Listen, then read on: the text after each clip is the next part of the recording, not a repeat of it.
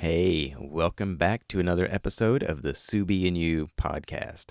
As I'm sure many of you have seen, the podcast has its own Instagram page now. So go give it a follow if you haven't already and show all the episodes some love. So we will keep going with that. I'm going to probably post on the Pearl the Crosstrek page for a while, but mostly going to try to do all of my podcast stuff over on the Subie and You Instagram page. So thank you all so much for sharing the new page and also for following very quickly. I tried to go through and follow as many as I could think of. It'd be kind of cool if I could just transfer all of my follows over to the new page, but kind of having to do that manually. So I'm trying to get everybody in there as much as I can. Again, just want to say thank you so much for all of the support so far with this podcast. And it seems like it's kind of reaching out to a lot of people in a lot of different places. So thank you all so much for your support, for listening, for sharing, for liking, for subscribing, for writing your comments on the post, and then also for reviewing and rating the podcast on Apple Podcast and anywhere else that allows you to do that. So thanks again for that. I had this episode all wrapped up and ready to go, but then I had to go out and run some errands. And I'm actually glad I did, because while I was out, I got my first Subie wave. Pulled up next to a guy in an STI. We looked over at each other and gave a wave and then took off. So cool how something as little as that can kind of, really make your day. So I'm thankful that I had to get out and run some errands. So yeah. Anyway, here we go. On this episode, I have John, or better known as Sub Wisconsibly on Instagram. Whoa, hold on. If you're listening to this for the first time, he no longer goes by Sub Wisconsibly. His account got hacked. Now he goes by Starcow Nation. So just wanted to let everybody know that throughout this episode, if you hear any references to Sub Wisconsibly, that was his previous account. Now he is Starcow Nation. So if you're not following Starcow Nation, go give him a follow. And now we will get back into this episode and continue on for all of you newbies to this one. And we get into a really good conversation about his build, about what he's doing for some of his charity work, and giving back to the community and the organizations that he's involved with. And he talks a lot about Mountain Roo also, and just kind of everything that has inspired him and kept him going and has given him such passion for his car and for the community and for the organizations that he is involved with. He also wanted to let me know that in the episode he mentions iDrive throttle controller, and that is now Ultimate 9. So they switched names, and he just wanted me to let everybody know that so they can find that if they're looking for it. So let's go ahead and get into those shout outs. Okay, giving a shout out to Dart Trek, Trail Rex Colorado, Roy Robinson Subaru in Marysville, Washington, Mayo Calgary, iRock Crosstrek. So thank you all so much for sharing and for your comments, and also for everybody else that has liked, commented, shared, subscribed, and rated and reviewed on any app that allows you to do that. Now let's go ahead and get into the episode.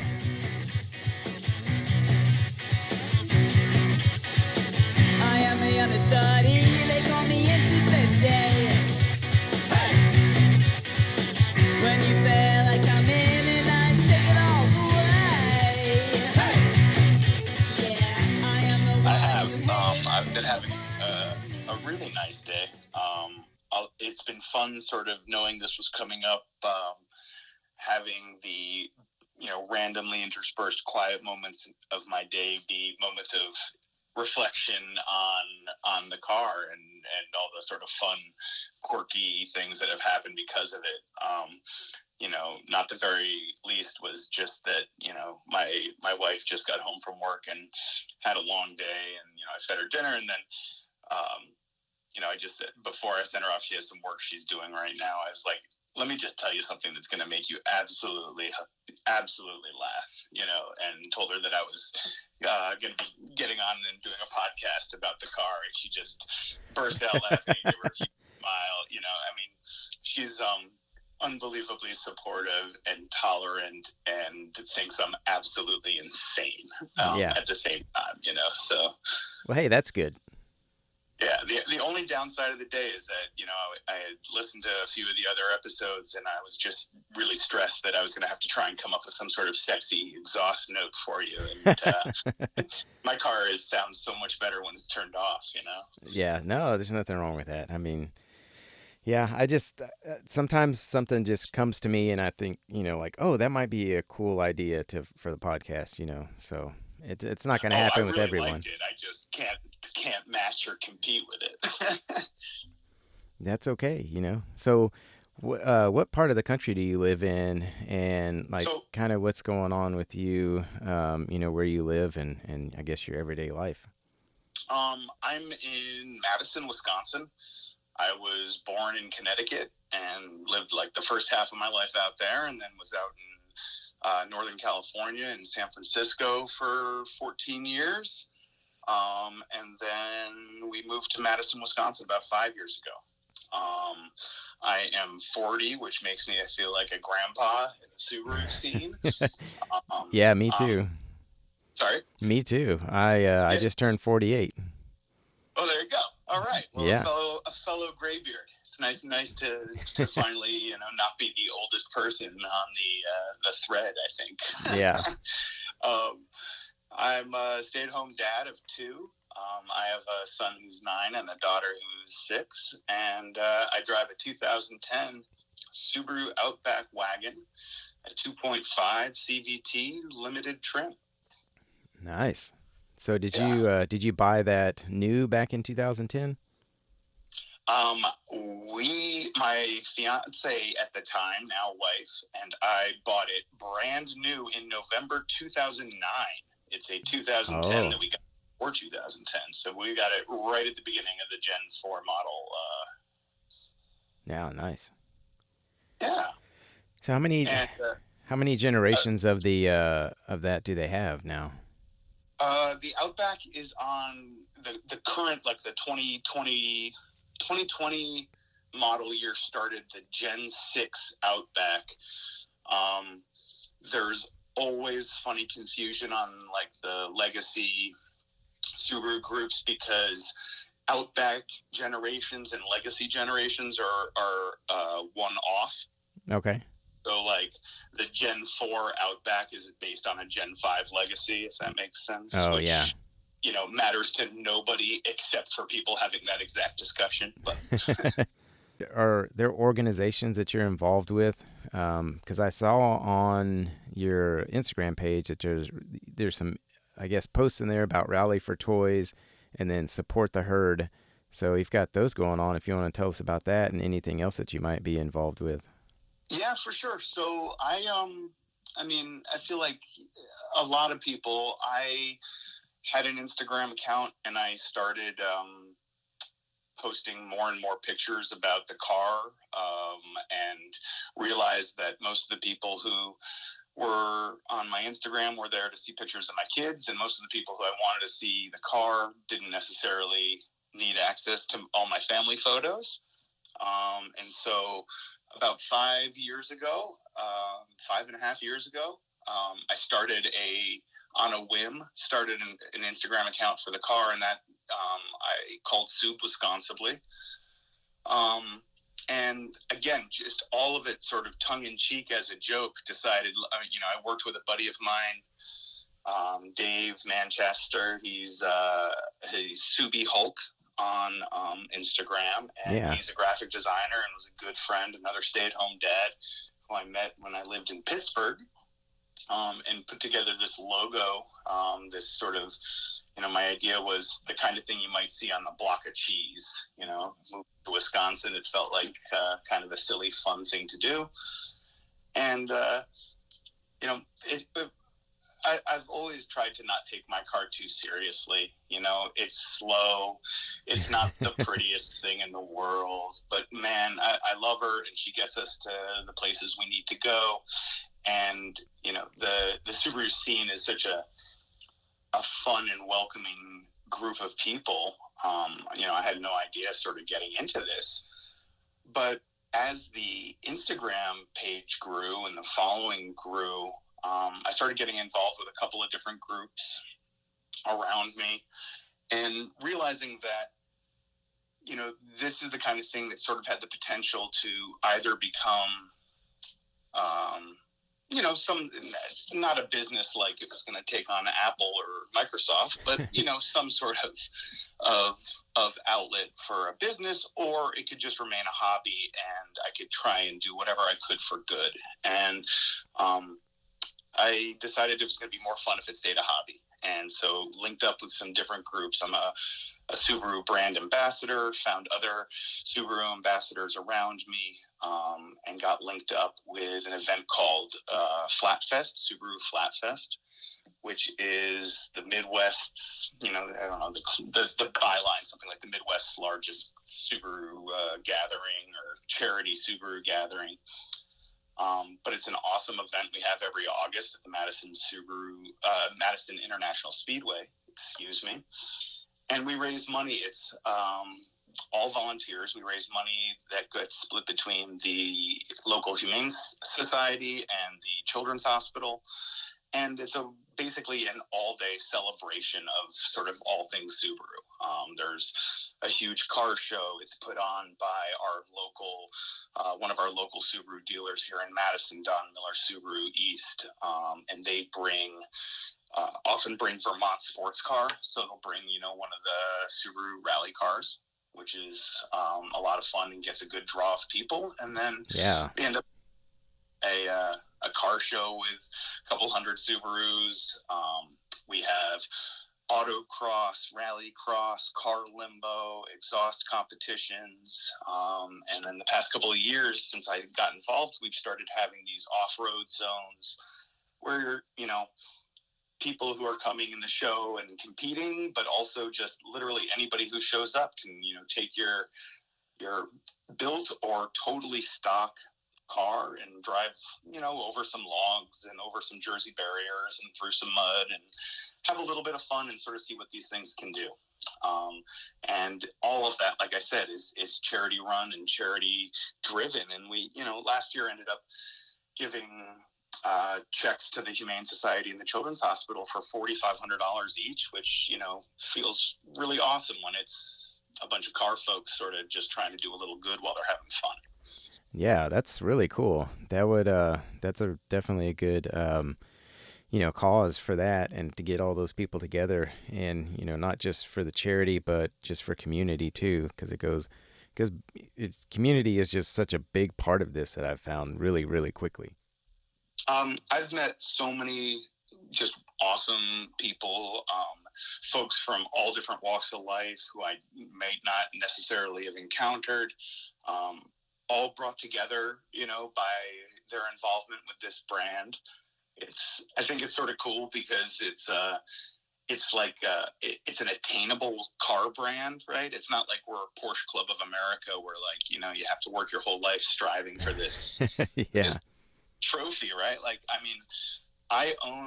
We owned our Outback for 5 years before a single mod happened, before I was daily driving it, before, it was just our normal car. And then when our life transitioned to me being a stay-at-home dad, and I took over the station wagon and just started little bits of here and there, kind of making it fun and having it make me smile, and lo and behold fell into this this community, and I'm talking to you now. It's kind of crazy. Yeah, and for having your account for as long as you have, you're kind of like an OG. I guess it is. I feel like I've been around for a while doing this, but at the same time, it's. I guess when I started, I didn't know it existed, but I feel like almost nobody knows it exists when they get into it. Yeah. I feel like kind of it's somehow something you put on your feed triggers like one picture. I think I must have put up a picture of the car and written something, maybe hashtag Subaru, and then all of a sudden got a link to one photo from the Mountain Roo feed.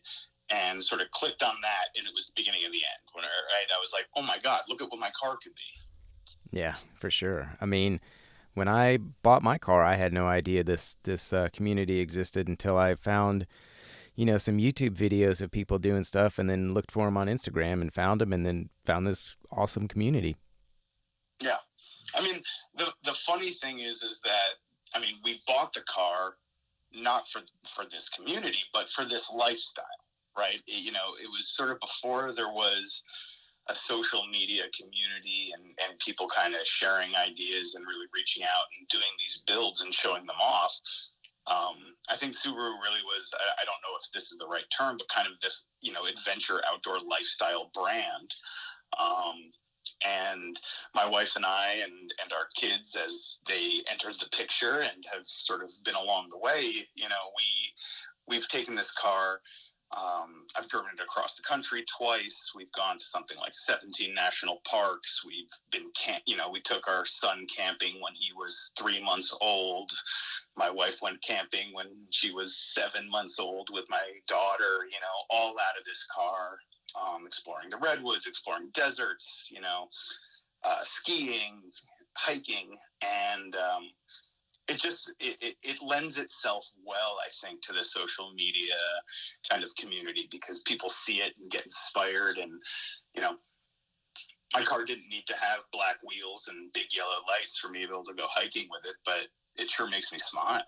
Yeah, and it's Yeah, it's and everybody wants to see, everybody kind of succeed in a way, succeed in their build and, their passion for their car, and everybody supports each other, whether you have mods or you don't have mods. It's like just being excited about owning a Subaru and being part of this community is like the best part, period. And then having all the mods and being able to take it places and all that, it's just kind of an extension of owning a Subaru and what its capabilities are.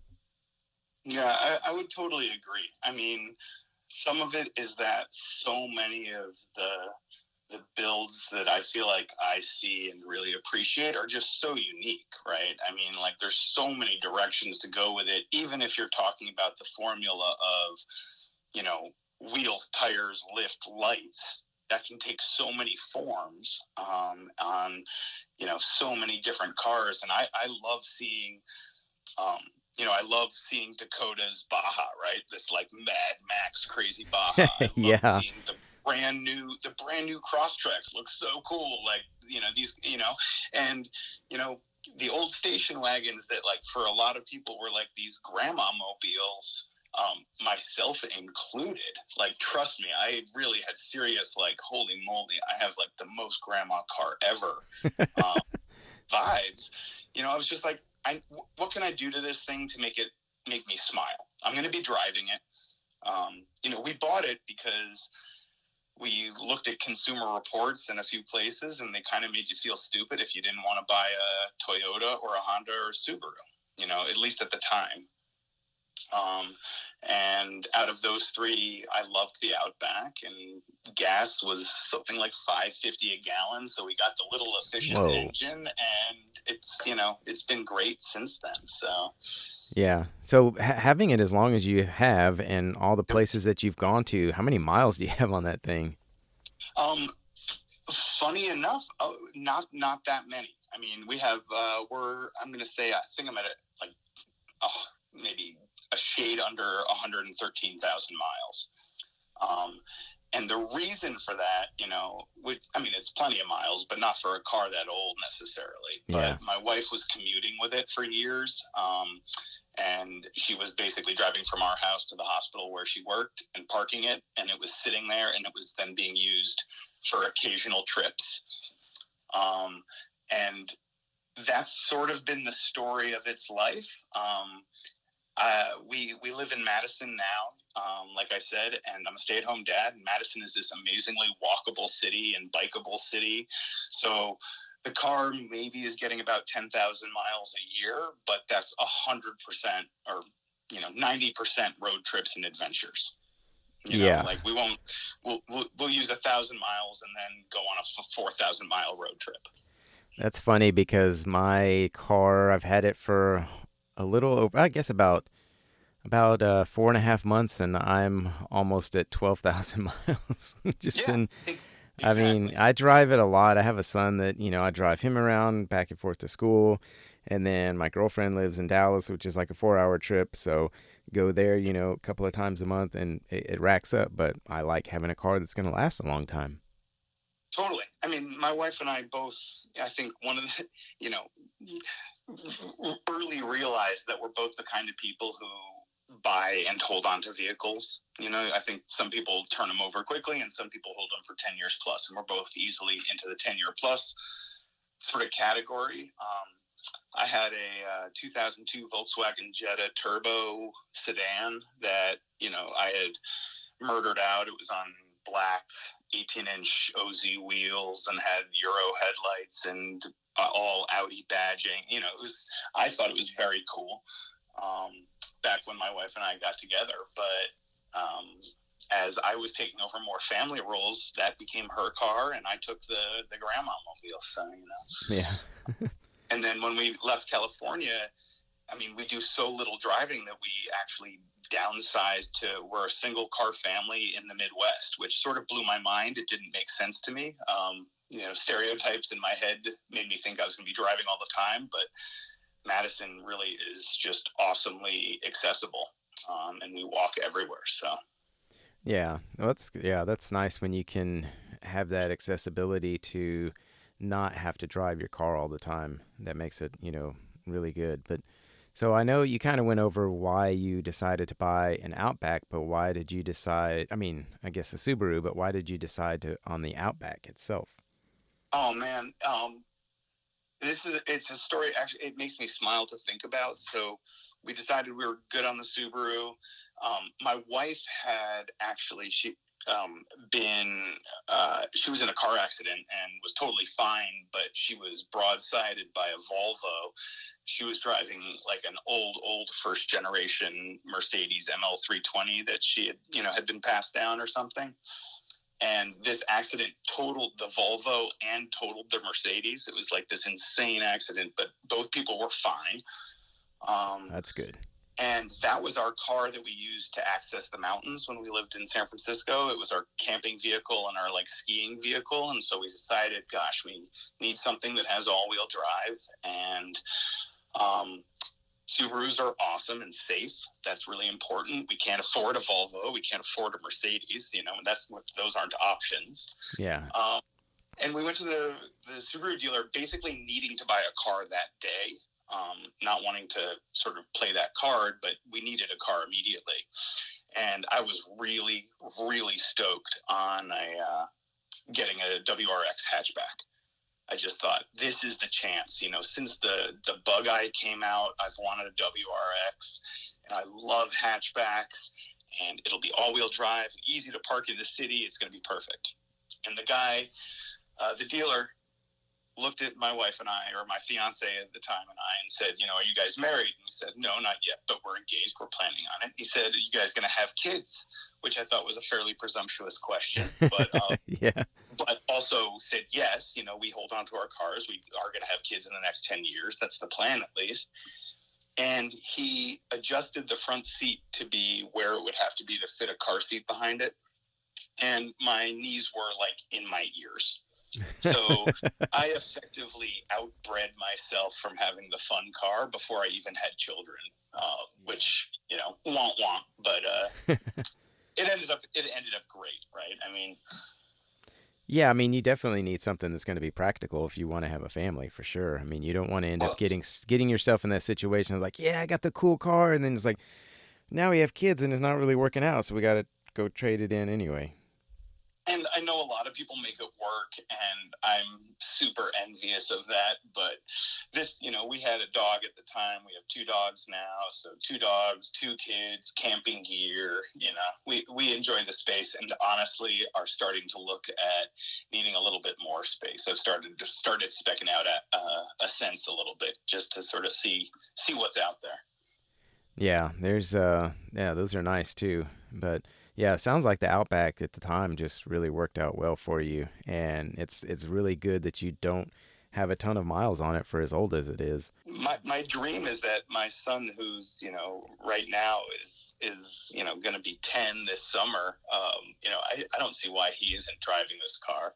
I feel like he'll either think it's awesome or the worst thing ever, but I think it should be around by then. Yeah, it looks pretty awesome. Um, you've got the mods on it, but so speaking of mods, what was the first mod that you did to your car, whether decals or, roof rack or anything like that? I knew you were going to ask something like this. I was looking back. I think the very, very first thing I put on there was the Yakima Mega Warrior roof basket. And that was that was back when I lived in California. It was before we had left California, and I got that because I knew I was going to be driving the car cross country, moving us to Pittsburgh before we ended up coming here. And I put it on there, and like the second I put it on there, I had this moment where I was like, "Oh my God, my vehicle has become a safari vehicle. It's incredible." Yeah. Yeah. Just like I had it for the first time in my life. I looked back at my car. You know what I mean? Yeah. Oh, yeah. The look back. Yep. And from there, it was a very slippery slope into convincing my wife to let me plastidip our stock wheels. I told her that if she hates it, I can peel it off, and I did a real clean prep and put it on there, and it looked awesome. And then from there, I dipped all the badges and did a full chrome delete, and tow hooks and stickers started happening, and the rest is history. So how does the plasti dip hold up to washing? People are polarized about plastidip. I think so. If you want to do mods on your car or personalize your car, I don't think there's a better and more economical way to do it than plastidip. If you prep the surface, clean the surface, and you follow their directions of basically doing lots and lots of thin coats, you end up with this finish that really does look a lot like factory plastic trim. Mm-hmm.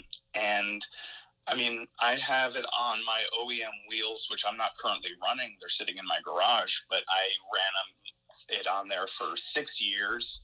I drove across country twice through Wisconsin winters and road salt, through car washes, mud pits, gravel roads. It holds up terrific if you do it right. And the best thing about it is that you can touch it up. Yeah, because and like in 2 seconds, right? Like you like wipe it down, clean it off, spray it on there, and you're good to go. yeah, because I want to do that to mine on the back of my car at some point. So and it's such an inexpensive mod too, which is really nice. Inexpensive mod. We had 2 little kids we were paying for daycare. My wife was a resident, so not making any money really. And the last thing that we were thinking about was like ways to burn money on a car that we didn't need to. So, yeah. So, being able to basically give my car a set of wheels and do all this stuff for like $40 just felt like an immense victory. And for a year and a half, that was the mod, right? It was like some plastidip and a roof rack, and it made the car look incredible. Yeah.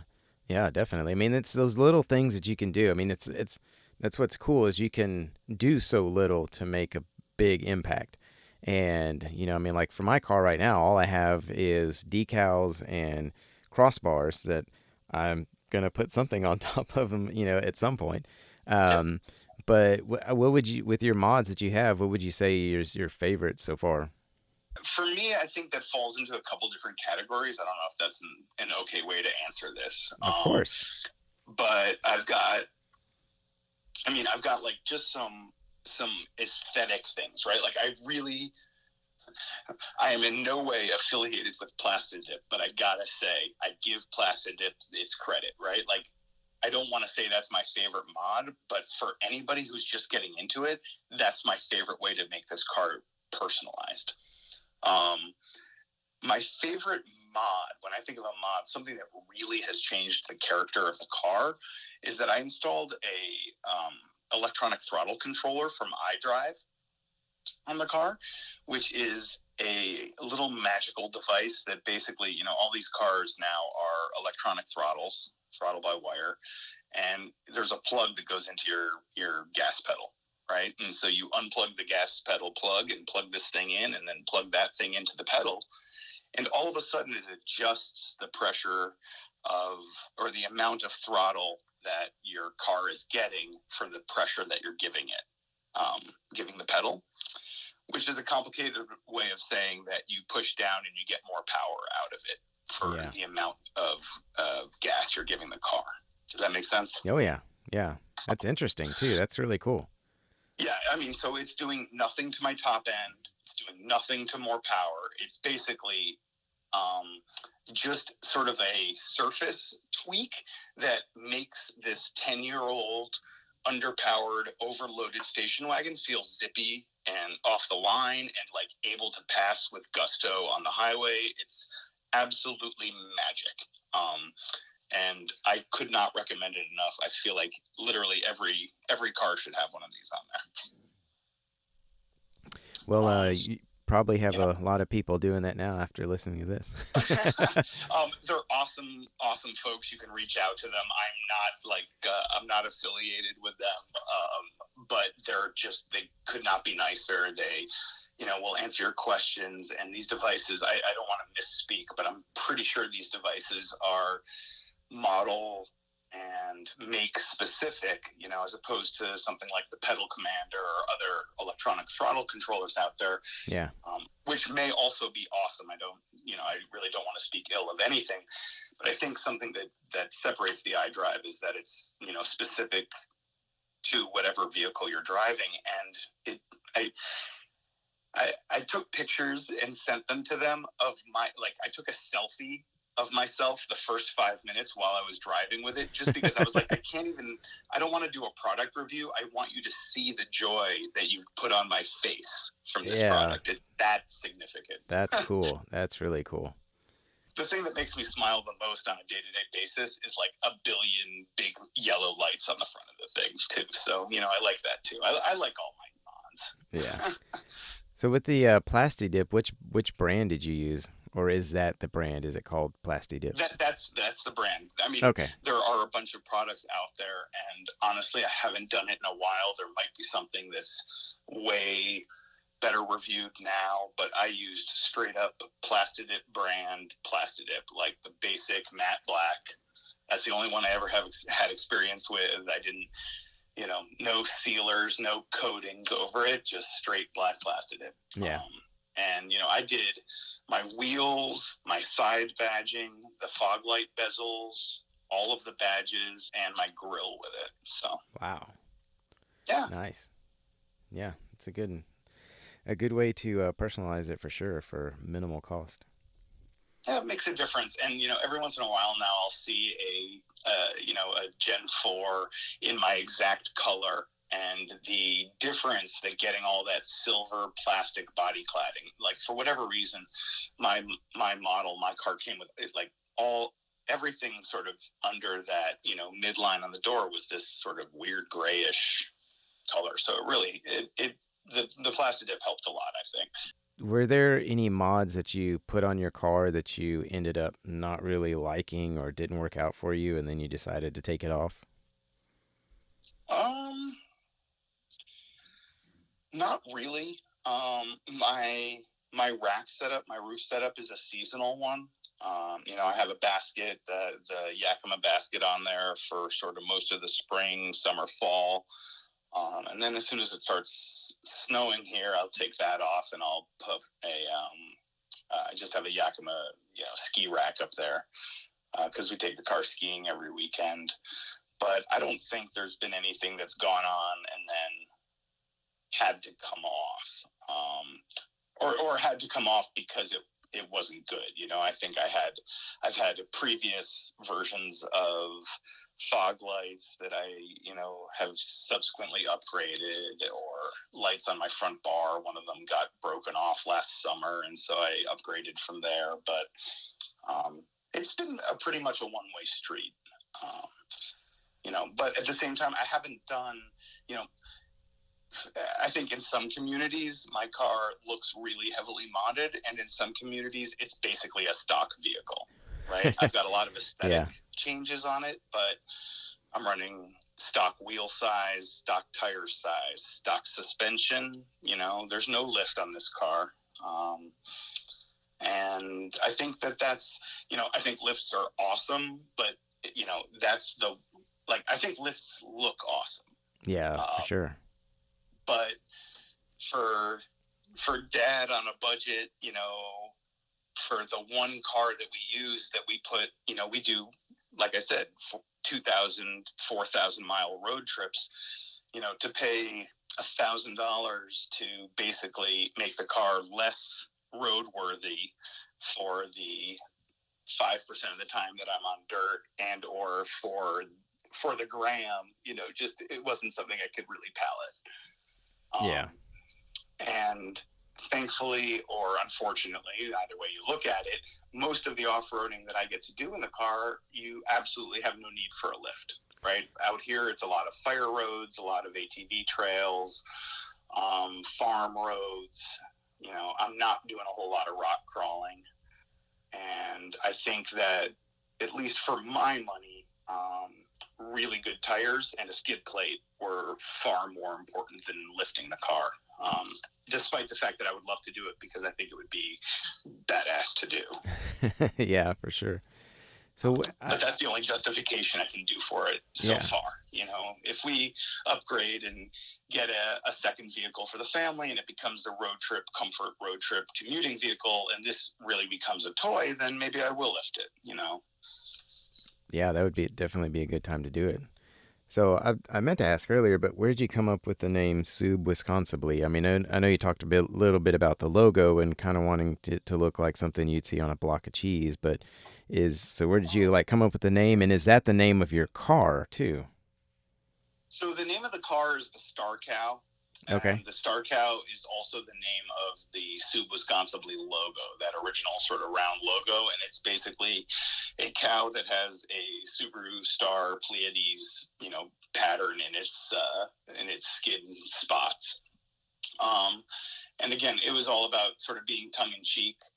The first time I got off the plane, I think here in Madison, you're walking through the airport and the gift shops here sell, it's all Packers, Cheesehead, beer, goofy, airport tchotchkes. And I feel like I walked by a t-shirt or something that said "Drink Wisconsibly," which I just thought was a funny pun on, obviously on "Drink Responsibly." And it just felt like sort of a good way, I was entering my life where I was going to be doing everything Wisconsibly from that point forward.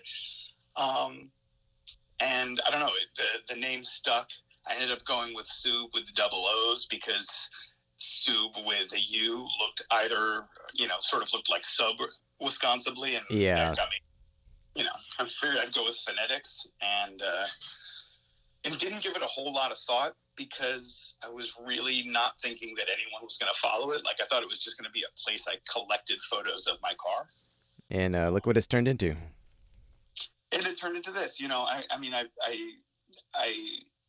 I had the idea early on to make the stickers, and I decided I was just going to give them to people and say, look, if you put it on your car, tag me in it and I'll put a photo up. I just want to share the love.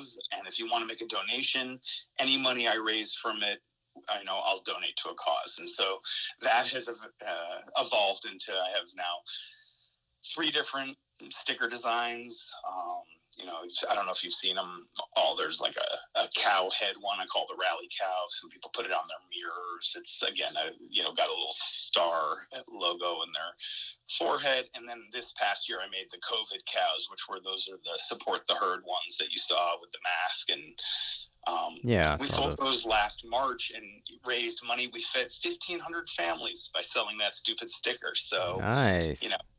I urge anybody who's out there doing this and having an awesome time doing it, like, if you get a couple people following you, do your best to, it doesn't have to become a political platform. It doesn't have to become a social message. Like, it can be all about the fun. But anybody who has $1 to, do a mod on their car can also, give a little something to help, a kid or a dog who needs it, is basically my thinking. Yeah. So, looking on your Instagram page, how did you go about getting sponsors? The sponsorship thing is funny. I didn't know it existed. And every time it's happened, or the number of times that it's happened, it's basically been me reaching out to a company. And, so the first time it happened was with Nokian tires. So, I remember telling my wife that I had a tire sponsor, and she lost it. She thought I was the goofiest thing she'd ever heard of.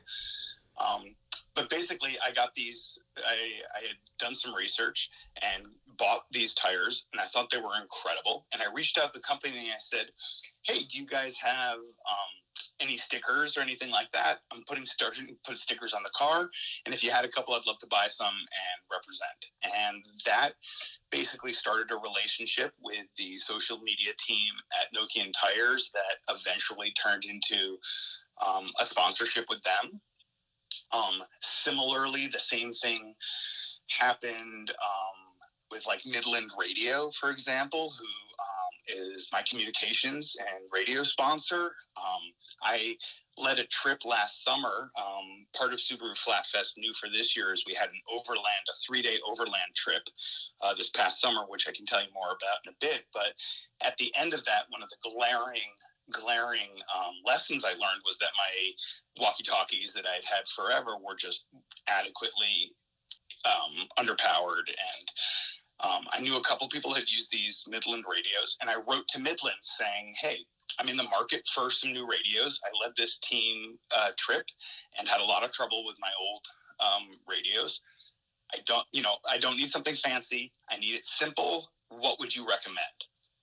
And just me expressing genuine interest, they wrote back to me and said, "This trip sounds incredible. Why don't we send you X, Y, and Z? Give it a try and see how you like it." And so that's sort of my lesson for folks. I mean, obviously, at some point, I'm sure these teams are looking at, your number of followers, but these things happen to me. I mean, I don't have a gazillion followers now. I think, the best piece of advice for sponsorship pursuit is not asking for freebies off the bat. Yeah. Every company, I'm sure, it just gets a million emails saying, "Hey, I have 100 followers on Instagram. I'd like to promote your product. Please send it to me for free." Yeah. There's a tacky way to go about it for sure. Yeah, and I'm not trying to cast judge. I mean, if that works for somebody, then that's awesome. I know a lot of companies have ambassador programs, and you can apply in and do that.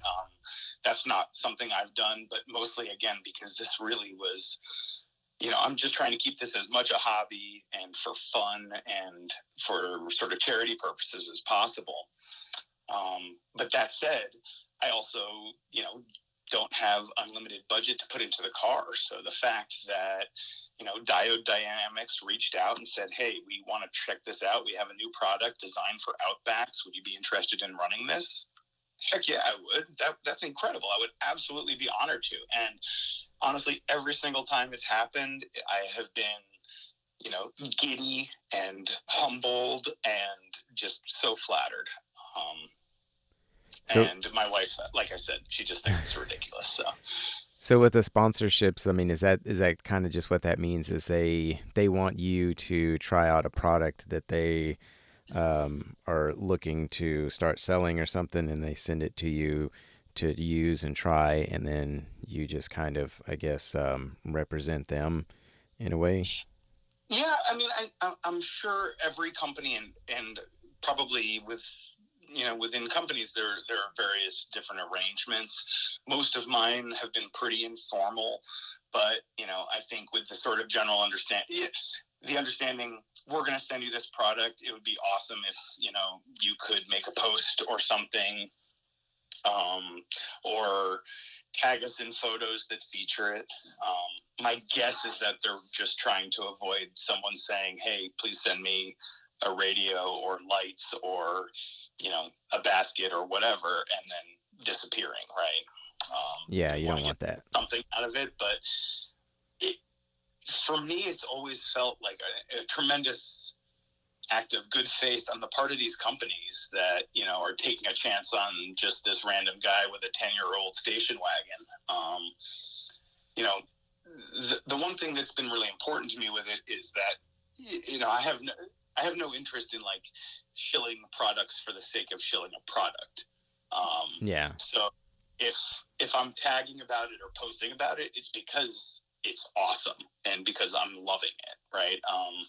And there isn't a single product that I got a sponsorship for that that approached me and just like gave me this product and I started using, right? Like it's all been something that I've been doing research into and talked to these companies, trying to find some information about. And a lot of the times I've been fortunate and lucky enough to have a chance to try them out. Yeah, it's nice when because it sounds like your approach was just trying to get information and just trying to find out, what product was best for you, and then you kind of made your decision, and then you're like, hey, can you give me some information? And then, oh, by the way, we want to send this to you. So that's really cool. Exactly. The tire thing, I had already bought the tires. I started a communication with the company. We were talking about various things.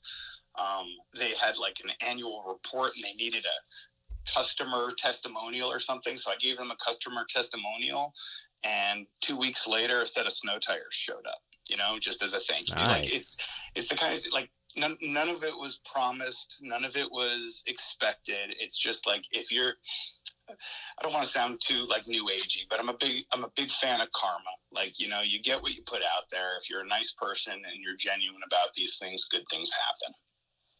Yeah. So how does the Subaru ambassadorship work? The ambassador program so I've been doing that about 5 years now too. Honestly, I was on Instagram one day and I saw a post where somebody said, I think they and this is frowned upon now. You're not supposed to just leave treats, but like someone was like, hey, I'm playing Subaru Swag Fairy today and like dropping bags of goodies on all the Subarus I see, right? And they had like made a little bag that had some stickers and sunglasses and a water bottle and a hat or something like that. And I thought, man, that would be fun to do. What if you just saw a cool car pulled over and you had a bag of like goodies to drop off for them? And so I looked into the ambassador program, which is just anybody can go on to, go search for it. I'm sure it's like Subaru of America. You can find a link and apply. And I'm sure that, there's some sort of magic algorithm based on how many people in your zip code probably are already doing it. But it was a relatively simple online questionnaire. And a couple months later, I got an email saying, hey, we're ready to welcome you to the program. And it's gone through some ups and downs, but basically the idea is that you're there to promote the brand and answer questions. The ambassadors are provided at various levels of the ambassador program, are provided with a quarterly stipend for like Subaru gear. So I have a basement full of keychains and hats and dog bandanas and things like that you can use as giveaways, or when I go to car shows, I'll put a table of swag out and just to meet people. Or like I had an electrician come by my house the other day and he pulled up in a white STI and I was like, oh man, Oh, before nice. you go, I've got some treats for you. Like he was like, what, who are you? Yeah, that's cool. Like, I'm super boring dad, but I also have a sweet connection for Subaru hats. So like, let me get you some gear. Yeah, that's awesome. Yeah, and the ambassadors have the ability to sort of work with the dealerships, in varying levels of success. I think some dealers are more open to the idea or not, but myself and my local Madison ambassadors, we, like I said, we run this huge event, Flatfest. We do Halloween trunk or treats. We do, you mentioned the Rally for Toys that we do at Christmas, where we do like a Stuff a Subaru event. Not this year, but in years past. And 2 years ago, I had a chance through the ambassador program as one of 12 ambassadors invited to go to Las Vegas to the Subaru of America the National Business Conference. That's cool. Yeah, it was super cool. And so this was every single Subaru retailer in North America sent representatives to it, and we got to see, I sat in the brand new Outback, like we sat in it and had to sign non-disclosure agreements. We weren't allowed to, post pictures until Sunday because it was being released Saturday. Yeah. Kind of a thing. And we got to, play mini golf with, David Higgins and Patrick Sindel and Craig Drew and all the guys, and it was just an absolute blast. We went to like a pool party with Tom Dahl, and it was basically an event. The official reason we were there wasn't just like raging in Vegas, was basically to talk to dealers, the retailers who didn't know much about the program, and sort of discuss the ways that we as ambassadors had been successful in executing the program. I was there, I think, primarily because of my work with Flatfest. Yeah, that's really cool that you got to get invited to that and kind of get some inside information and meet a lot of people, and then talk about the organization, or the things that you've been doing. And it was really cool. Also because the off-road Subaru scene is not I don't want to say it's relatively new, but sort of the corporate awareness of it is relatively new, if that makes sense. They're now releasing these wilderness editions that are coming out that were sort of being hinted at back then. One of the people who was at that conference with me was Victor May, who's the guy who founded and is running Mountain Route. And so, Vic, who is also a Subaru ambassador, was just that's why he was there, and we were chatting. But it was this cool sort of moment to recognize that there was a rising aftermarket scene. For a brand that has tremendous aftermarket presence, the rise in the Subaru off-road scene is relatively recent, I think. So, yeah, that's pretty cool that have him there too to represent that and get Subaru kind of aware that this is going on, and people are really interested in this, and hey, we love your car and we love modding it out, or we love your brand and we love modding it out, and we want to do stuff to it to make it our own and make it exciting and make it enjoyable and give the capabilities that it already has, which are incredible, to go a little bit beyond that and just have fun with it.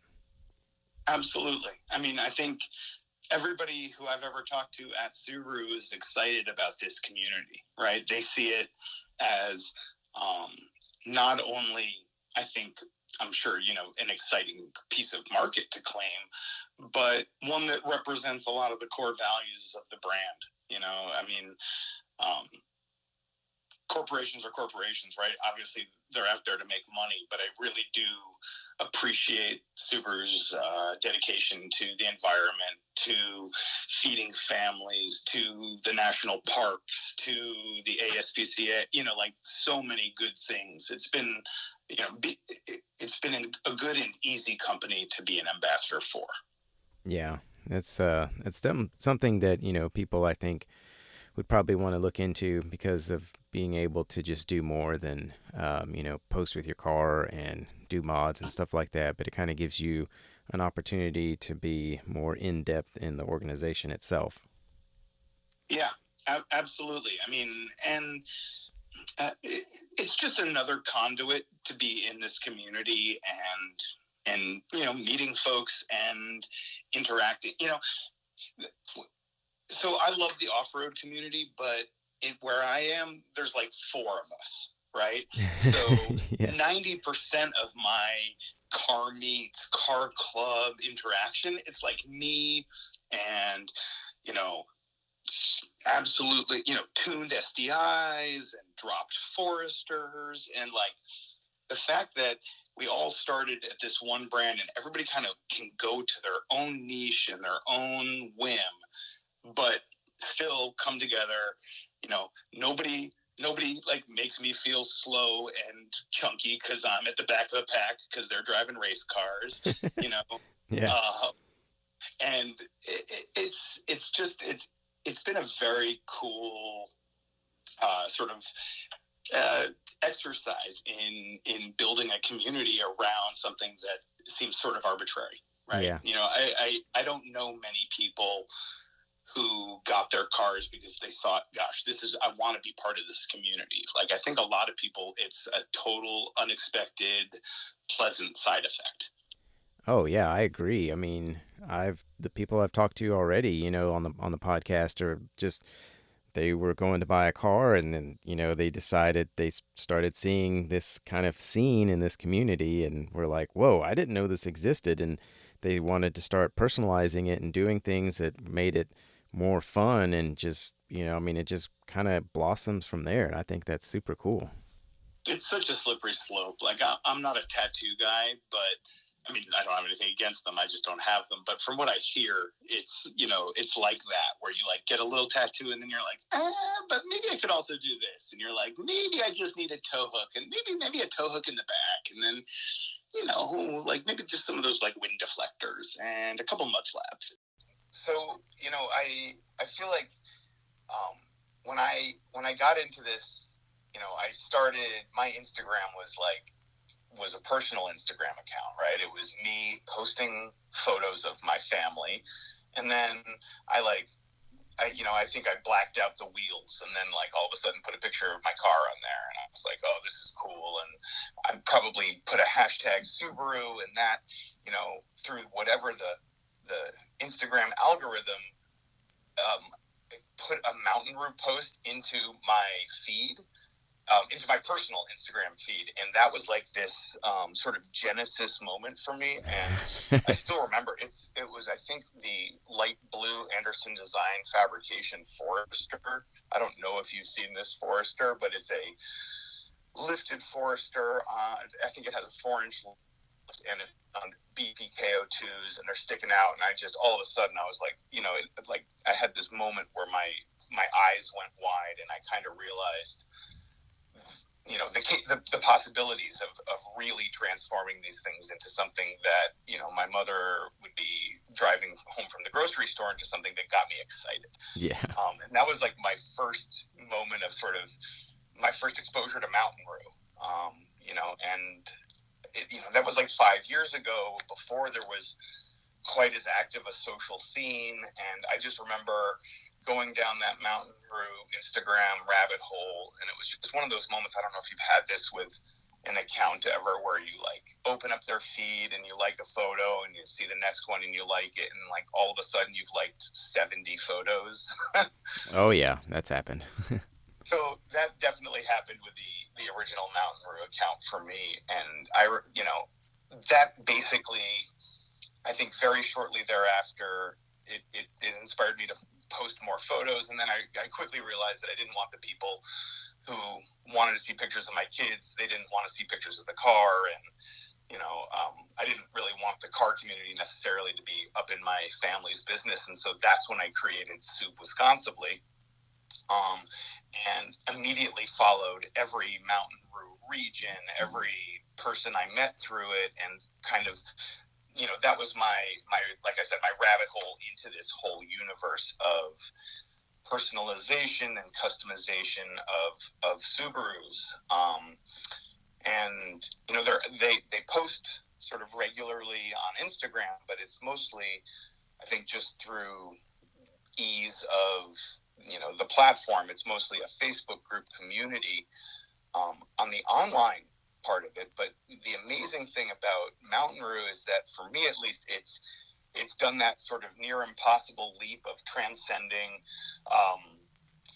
this internet sort of virtual community into real life events and real friends. The basic structure of Mountain Roo is there's an overarching Mountain Roo community, and then there are regions. There's a Midwest region, a Western, a Northwest, New England, and it's global. It's really, there's people in Australia and Israel, just all Canada, obviously, all over the place. Yeah, Um, that's so cool that it's an international organization like that. well, and yeah, I mean, it makes you feel like you're part of something, and to be able to have a question about recovery techniques or something, and in 2 seconds get a response from, the Mountain Roo Western Australia officer, Matt, who happens to also be the guy who founded, owns, and runs Subie Lift Oz lift kit company. It's like, Oh, that's um, nice. yeah, exactly. Like, the connections are all in there, and you're getting such incredible advice from people.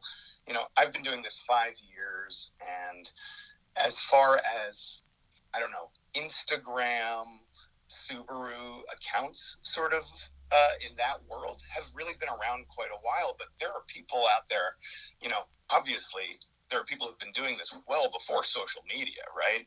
Vic started Mountain Roo, I think, probably, a decade ago, when there was no social media. He was just looking for other people to go out wheeling with, I think.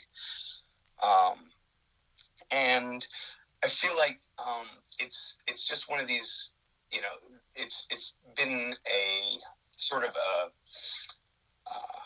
a focus for me that I have used to both meet people in real life, communicate with them around the world, for build advice, for questions, for sort of, I went out to South Dakota in October and just put up on the Mountain Roo page, hey, does anybody done anything awesome, any incredible wheeling in the Badlands? And like 10 minutes later, I had a list of 15 different trails, all of them, not only like on a general off-road site are people saying, hey, you can go do this, but they're saying, I've done this trail in a stock, outback, you can make it. It's really nice to have that kind of reassurance, especially if you're out doing any wheeling by yourself, Yeah, to know somebody definitely. has made it in a vehicle maybe even less capable than yours, and live to tell. Yeah, yeah, I mean, that's nice too because you want to, if you're going out somewhere and you're not familiar with it, that's a very good resource to feel confident that you can go out there and explore. Well, absolutely. And not, again, I'm not recommending or advocating that anybody is like doing extreme adventuring by themselves, but I've even seen across the Mountain Roo community pages, calls for help that go out, right? Somebody who's on the road between, two cities and needs road assistance, or on a trail and can't get out, is anybody in the area? Can you help? And it really is an incredibly supportive community that way. Which is awesome, just to have, I feel like, the reassurance of that I'm not the only insane person wanting to do these things in my Subaru, but also, the confidence and support of people who've done similar things, saying, no, you can definitely do this, have a great time, or absolutely don't do it. I tried it, I would not recommend. Or, like, I know on your previous podcast, you've mentioned, mentioning wanting to go to a trail and someone saying you should do it. I think Shadow was like, you should do it, but definitely have skids. It's Yeah, like that kind of that's a tiny little bit of info, but it's the kind of thing where if you go without it and you rip your oil pan, like, you're gonna have a bad day, right? You want to have a yeah. good day. Let's have a good I want to day. enjoy this. I don't want it to end up turning into a disaster. Exactly. And, if you have a mutter or a trail beater, that's one thing. But, like you, this is my daily car, my daily driver. This is the thing I take my kids to soccer practice in. I pick up our groceries in. My wife takes to, important meetings for work. So, um, there's not a lot of room for error in terms of, full sending it into a chasm and not having it there on Monday morning. So, Yeah, don't you um, definitely want to avoid that. and then the other nice thing about found is that it's been an incredibly welcoming group. With the one exception being, like, with any of these Subaru groups that are, I feel like the last thing you want to do is say, hi, I'm new here. What's the biggest tire I can fit on my wheels? I'm not sure if you've encountered that as being like the standard noob question that everybody pretty much gets flamed for. But beyond that, it's an incredibly supportive community. And one of the nicest things, like I said, it's broken into regions and then local groups smaller than that. So I'm an officer admin for Mountain Rue, Wisconsin, along with a couple of other awesome folks, and we work super closely with and among the Mountain Rue Midwest Regional banner. Really, it's not like Southern California. I feel like you might have 20 or 50 people in the LA or San Diego area who want to do this, whereas in Wisconsin maybe there's like 12 of us and it's 4 hours between all of our homes. Wow. So it's nice to have a little bit of the online community and reach out, but also within Wisconsin there's that, but then there's Minnesota and Indiana, and so it's not unusual that people will drive 6 hours to an event for some wheeling. It's just that's kind of a Midwest joke, I feel like, is like people are like, nobody cares about driving distances here. And I guess ultimately we're all in this because we like cars.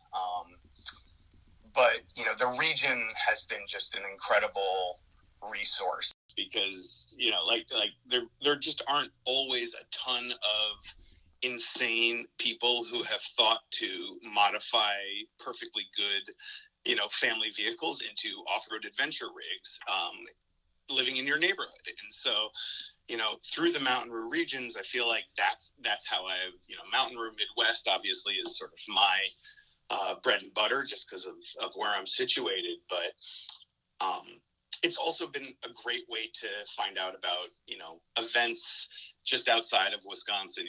I went on a great, we called it like a cornfield run, basically. It drives sort of through farmland and stuff like that with the Mountain Rue, Illinois group, who I, connected to through the Mountain Rue Midwest Regional Group. I just connected Jen from Eccentric to Matt, the head of Mountain Rue Regional Area, because they're both in Indiana, the Mountain Rue Midwest region. I thought they might be able to get together and do some wheeling and stuff. And, the awesome thing that Mountain Rue, the Midwest region at least, has been doing for the past couple of years, and one of the reasons I really love sort of the Mountain Rue spirit in general is that we've been running these boot camps once a year, usually at the end of the summer. And it's, a couple of days, group camping and led by, experienced folks, people who have cars that they are willing to bash and recover and sort of really show you the ropes so that you can go in a stock Outback or stock Crosstrack, never having done it, learn some safe techniques, learn some recovery, learn the limits of what you can do.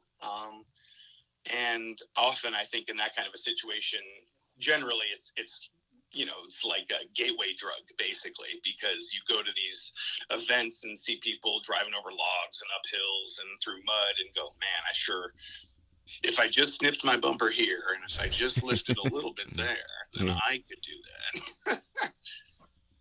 Yeah, that's super cool. That's awesome that you can put something together like that and really help people build their confidence and not feel, scared to get out there and really start doing stuff and show them, the technical side of it. It's kind of intimidating, to go out there. First of all, there's like a real, safety factor, right? You don't want to get hurt and you don't want to go off of a trail because you were fooling around by yourself and you're 20 miles away from everyone, right? So, going out with a group and, a non-judgmental group, people you can ask questions to. They're not going to laugh at you. They're not going to make fun of you. They're going to genuinely try and teach you how to be safe and how to do things. I mean, I love the community aspect of sort of Subaru in general and Mountain Roo specifically, but the love and care and bringing new people into this lifestyle, I think, is singularly just a Mountain Roo characteristic that I've appreciated. Yeah, that's so cool that that organization is across the world and that you have that kind of support, especially for new people coming into the Subaru community and looking for resources and just people to connect with and get out and drive with. So that's really awesome. Yeah, I mean, the other nice thing is that Mountain Roo, they support a lot of the charity sort of adventure stuff that I like to do, right? I started working with Subaru Flatfest and, went one year, had a great time, and then came back the next year and started working with them and was like, we need an off-road section. We need like some overland stuff. There's this, it was basically a bunch of beautiful STIs and WRXs, and that was awesome. But, and then there were like 12 cars that looked like they'd gone through mud down at the far end of this show. Yeah. And in a couple of years, through having the backing and support of Mountain Roo, and just the word of mouth, the community, and getting, the sort of buzz out there about Flatfest, not only did we turn it into, a huge component of that event, right, where we have a purpose-built off-road course for for your lifted mud tire snorkel having Subaru, or for the Ascent that you just bought last week and you want to see if it can do it. You pull up to this event and you can take your car out on a course, and that's a lot of that is inspired by and supported by Mountain Roo. And again, is that sort of ethos of, we all have these incredibly capable machines. They come capable. They look amazing when you mod them, but even before you do, you can do great things with them, and providing opportunities for folks to do that. Yeah, I've definitely had some fun with my car so far, and I don't have any mods. Yeah, that's it. I love watching that, right? You're clearly loving it, and that's what I meant about the gateway drug thing, right? It's like as soon as you start getting into it, you're like, maybe if I just had some mud flaps, or you know. Yeah, it's definitely a lot of fun, and I really, really, I mean, I'm just enjoying more and more and more, and thankful that I bought a Subaru. So it's super cool because it's gonna bring a lot of opportunities for me to go places that I've never been able to go before, and I really like that. Yeah, I mean, I'm gonna say it right here. I'm gonna blow you up on air. I'm hoping that we can drag you up for the Mountain Roo presents, sort of the Flatfest Overland Adventure that we're going to be doing this fall again in September. It's going to be 3 days. There's going to be some off-roading. There's going to be some camaraderie, and it'd be awesome for you to come up. And if not, I'm going to send you just tons of pictures to make you jealous and make you want to come the following year. So Yeah, no, I've got some time, so I think I can see what I can pull together to make that happen. But also wanted to say the day that we're recording this it's your birthday. So happy birthday, man. That's super cool. Well, thank you very much. This is I can't think of many things that I'd rather do. Yeah. I'm pretty easy going on my birthday, and this is awesome. I've nothing like Subie love, right? Yeah, well, I hope you have a really good day and enjoy your birthday. Yeah, I'm kind of low key on my birthday too. I'm just like, it's not that big a deal. I didn't say anything when my birthday came around, and somebody found out and they started posting about it. And I'm not gonna like get upset if somebody posts about it, but I was just like, I don't like to be like, hey everybody, it's my birthday. Make sure and say happy birthday to me. It's just Right. Yeah. I feel like once you have kids, maybe it becomes a little bit less about me and more about the fact that my 6-year-old daughter and 9-year-old son had made some cards and gifts and wanted to, treat me well. So that was lovely. I'll yeah. always take that. Yeah, I mean, for my birthday and for Father's Day and stuff, like, I don't ever expect my kids to get me anything. I'm just like, I just want to spend time with you, especially for Father's Day. I mean, that's like, I'm not like you have to give me a gift and get me a card and do stuff, just come spend time with me and let's hang out together. And that's all I'll ever need. Yep. Amen. Isn't that the truth? Yeah. Yeah. So, And all the more reason to have a big fun station wagon to haul them around in, right? Yeah, exactly. It's like, hey, let's go do some stuff. So, Absolutely, man. did you want to say anything else about Mountain Roo? I don't think so. I mean, that's pretty much it. I just wanted to make sure that folks, know that Mountain Roo is always an accessible place that they can come and ask questions.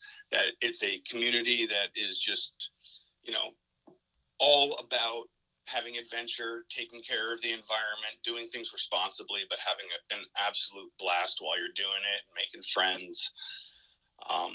Everything from small trail cleanups to, Mountain Roo was working with Subaru Motorsports and the ARA rallies, doing recce work and volunteer work, and throwing their support, behind things like my work with Flatfest has just been incredible. And so, it's a big part of how and why I'm doing all of this. And, I just want to make sure that people know about it, really, because Mountain Roo has it's really why I'm here. Like I said, otherwise it could have just been 5 years of people who wanted to see pictures of my kids growing up having to suffer through station wagon photos. So Yeah. Well, thanks for filling us in and giving us all the information. That's really cool, and I'm thankful to be connected with Mountain Roo now. So that's awesome, and I look forward to more things with you and with Mountain Roo and with everybody in the whole community out there. So thanks for letting us know. absolutely, man. When you were talking earlier about all of the road trips that you've gone on, do you have a favorite road trip that y'all have been on? Um, I so I have a multifaceted answer. I apologize. I think my favorite place I've ever wheeled is Joshua Tree National Park.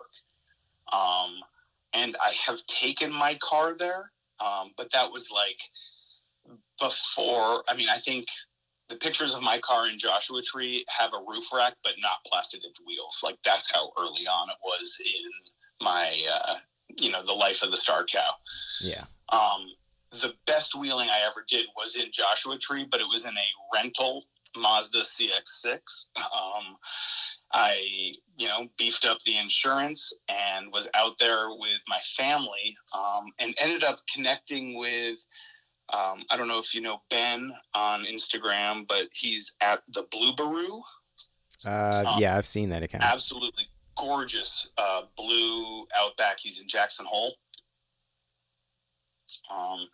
But he was on a road trip down in Joshua Tree, and he and I connected and met up for a day of wheeling. We did a couple different canyon roads, the Pinkham Canyon Trail, and some rock crawling, and it was just a fantastic day.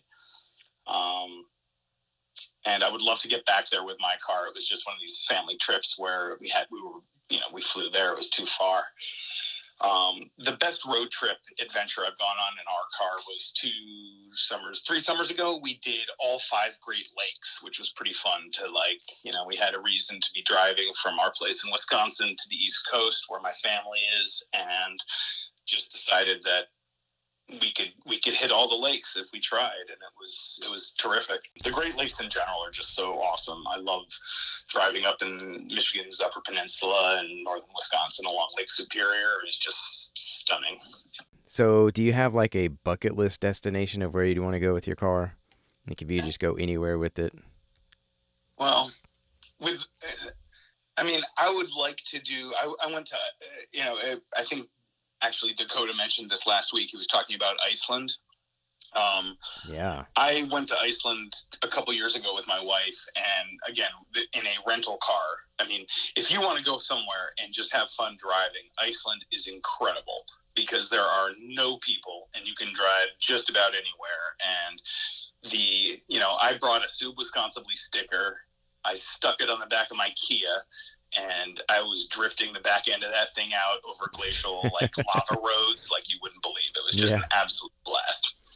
But I'm not bringing my car to Iceland, and I don't like. I'd love to like drive like the Skeleton Coast in Namibia, but I'm not bringing my car there either. I think if I could get up to Alaska, I feel like that would be an incredible drive. And really anything west. I'd love to get back to Utah, get out to Colorado again, got to Wyoming, and my one of my favorites is the California coast. Not because it's actually that great a drive. Highway 1 is sort of a miserable drive because you're always stuck behind like 6 RVs. But if you can catch it right, or catch moments of it where you're not behind insane traffic, it's just unbelievable. And the Oregon coast, all of that is really, really stunning stuff. I'm sure you've driven through snow and mud and, nothing crazy, but do you have like, is there one or the other that you enjoy driving through more than the other?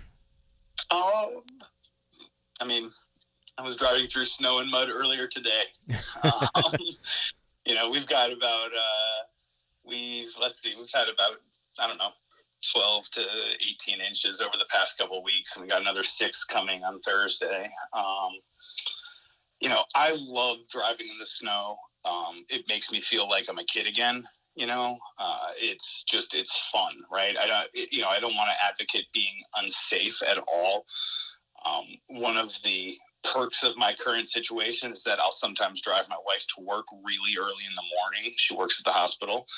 And on the way back, I'm often up before the plows, which means if I'm driving through 1.5 feet of powder or something like that, can be incredible. It's not happening all the time, but it's an awful lot of fun.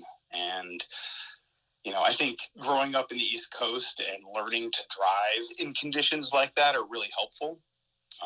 I feel like everybody needs to spend like a good amount of time unsupervised playing in the snow in their car in a parking lot in the middle of the night. It's really fun, but it's also a safety thing. Like, I have a really good understanding. I know exactly when my car loses grip, and I know exactly how to get it back. I've, slid sideways out of control across a parking lot and sort of learned how to, grin and bear it, turning back into the skid, things like that, digging yourself out. I feel like they're all really good safety things to learn, and also just tremendous fun. But mud is fun too. It's just, like I'm not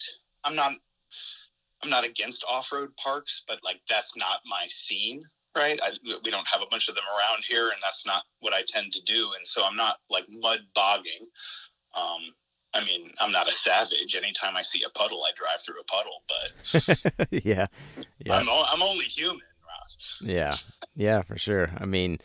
I found a spot that I go driving to occasionally after it rains. So I know that's my favorite thing right now because it's the only thing I have. Well, and southern Wisconsin is lovely, but it's almost all private land. So there's not a lot, where out west you have a lot of like public lands you can go drive around. Everything here, within a couple hours is pretty much farmland.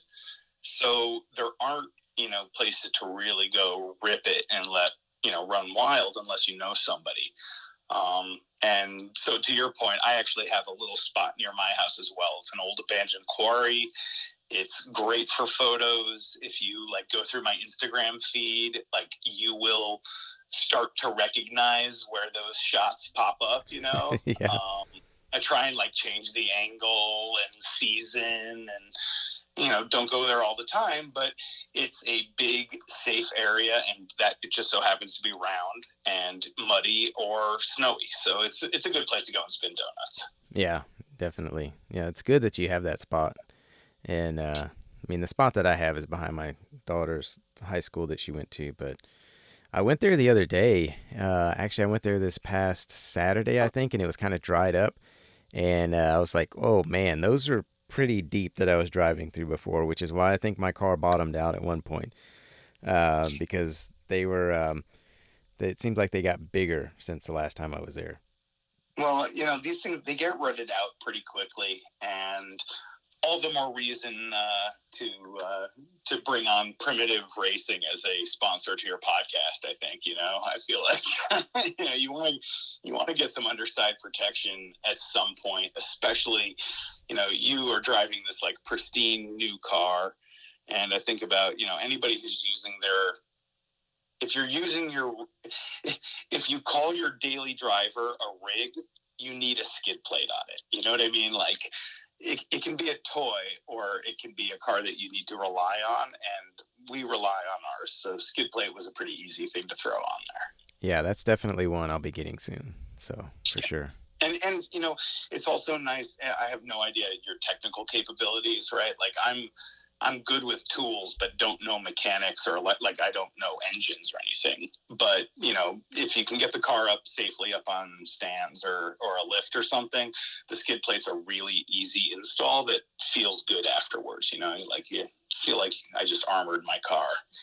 Yeah, yeah. I have a cousin that he has plenty of stuff to help me out with that, so that'd be good. Yeah, that one will go easy for you. It has none of the pucker factor of installing the hitch receiver where you're like drilling into the frame. Yeah. So what would you say that your favorite thing is about owning a Subaru, and I guess being part of this community? Uh, yeah, I mean, I I think it's that I'm a stay-at-home dad right now in a town that I didn't like grow up in, and that I didn't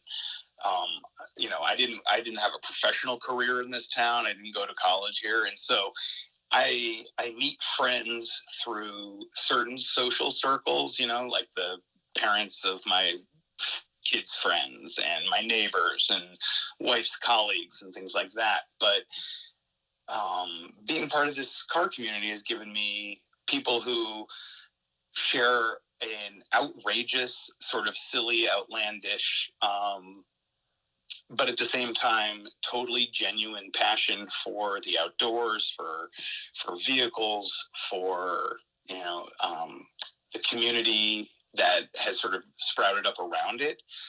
And as I'm like wincing a little bit to say this because it feels sort of so cliche and saccharine, but I absolutely relish that this has been an opportunity for me to lead by example with my children and show them that hobbies are important, and silly passions are important, but that these things can also simultaneously be tools for charity, for doing good, for helping people who are less fortunate. I don't want to focus on the state of the world, but I'm always and acutely aware that there are a lot of people out there who don't have it as nicely as I do, or in some way are uncomfortable, or and gosh, if like I said before, if I'm spending money on a tow hook or on stickers that go on my car, I could probably and help put socks on somebody's feet, or give them a meal, or donate some dog toys. And I like my kids seeing that. My kids come with me to deliver the toys at Christmas to the Children's Hospital. They come to all of the events. They come to Flatfest. They come to Rally for Toys. And they see me having fun doing it. Right? It's not a chore, and they can see that. I think that's probably the greatest gift I'm getting out of it. Yeah, it's definitely important to do that for your kids, because that's what I'm trying to do with my kids. I mean, that's kind of what I'm doing with this podcast is, for my kids, I want them to see that I have a passion for something that I care about. And, it's not just for me, it's for everybody else out there, because it's great and awesome that I have people that are listening to the podcast and that want to support it and everything. But, I did this not because it's like, oh, I just want to start a podcast and I want to like get well known and everything. But I did this because I saw that there was a passion. I saw that there was a community, and I was like, I think that people might probably want to be on the podcast so that they can talk about their passion for their cars. and I'll just do it anyway and see how it works out. And it's been pretty awesome. So, but I want my kids to see that I have something that I'm passionate about because I work a full time job, but it's like I need something for me to be passionate about outside of work. And so, um, having this podcast and then being a part of this community and owning this car is like just so cool, and it's really fun, and I get to share that with my kids too.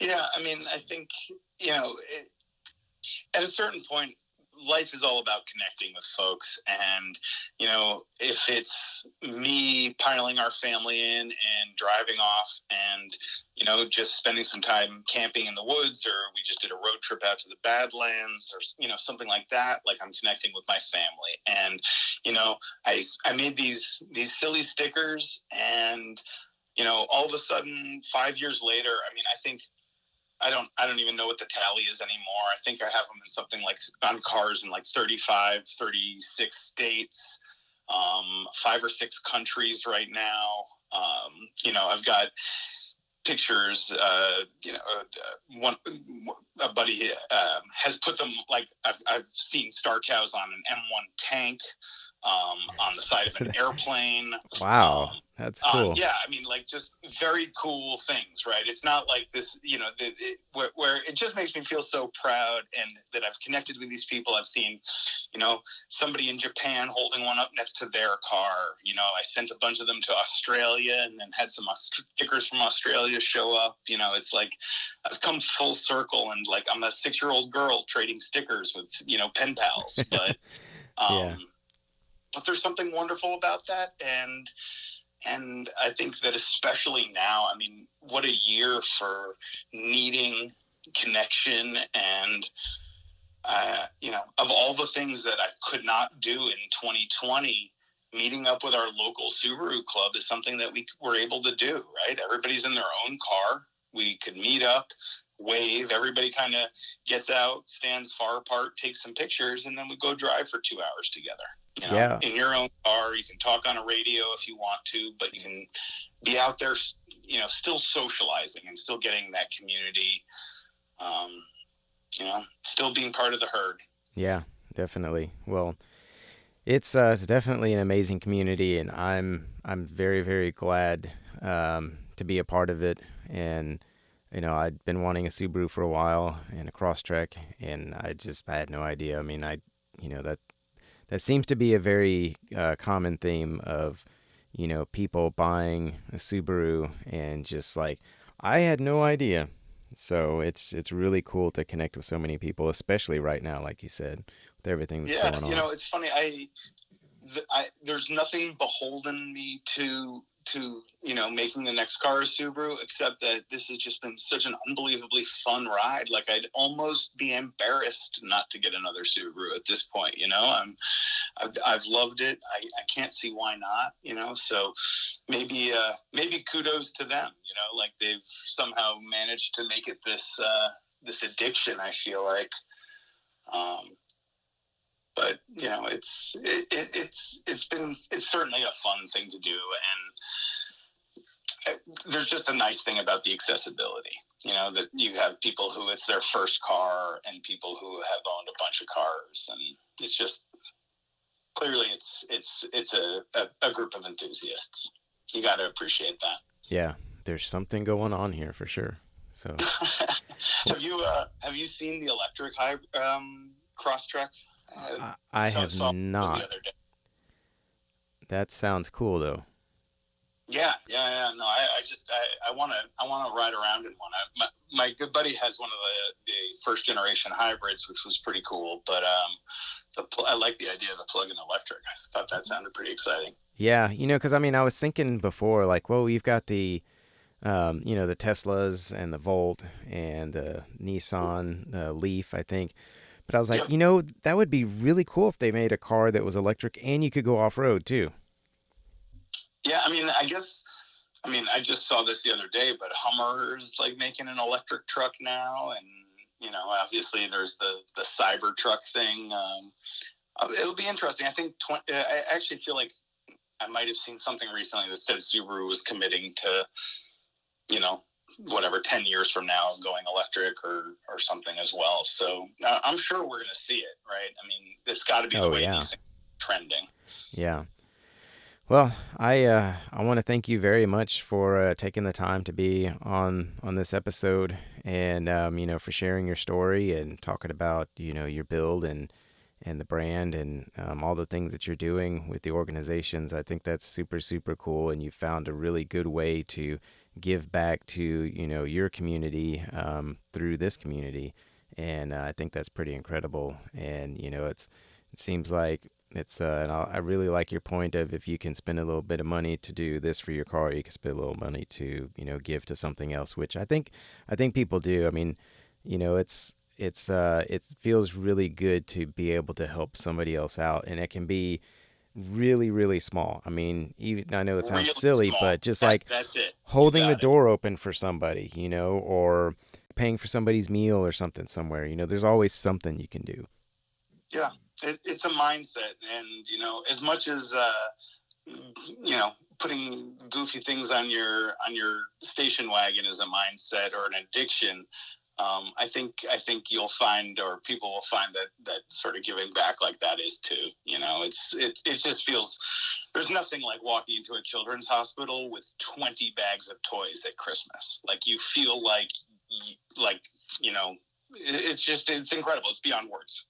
Yeah, for sure. It's definitely a good feeling. Well, thanks again, and I hope you have a good night and a good week. It's been an absolute pleasure. I'm so impressed with this. The last couple of episodes have been great. I'm excited to hear where it goes, and I just want to encourage anybody in the community, if you have questions, if you're new, people are so open and welcoming and willing to answer. Like, please feel free to shoot me DMs. I am always happy to answer, what size are my tires? No, I don't have a lift. This is where I got my tow hook. Any of those questions. I feel like, I wouldn't be where I am if people hadn't answered my questions. And I want to make sure that, I'm out there, paying it forward. So. Yeah, that's one of the awesome things about this community, is everybody's very helpful and willing to answer questions and just engage and talk and share their love of this community and these cars. Sounds good, man. Good luck editing out all my babbling. I'm sure you'll do with it. Yeah. All right. Well, you have a good night, man. Thank you. You as well. Take care, brother. There you go. Episode 8 with John, also known as Subie. I hope you all enjoyed the episode and got some good information from it. Also, it's so cool that he's involved in so many organizations and giving back to his local community, and other ways to, or finding other ways to give back where he can. And he's encouraging other people to do the same when and where you can. So there's always opportunities to give back to organizations, your local community. Thanks again for listening. Please subscribe and give a review if your app that you listen to allows you to do that. And follow John at Subie on Instagram. And hope everybody has a great week. We'll see you in the next episode.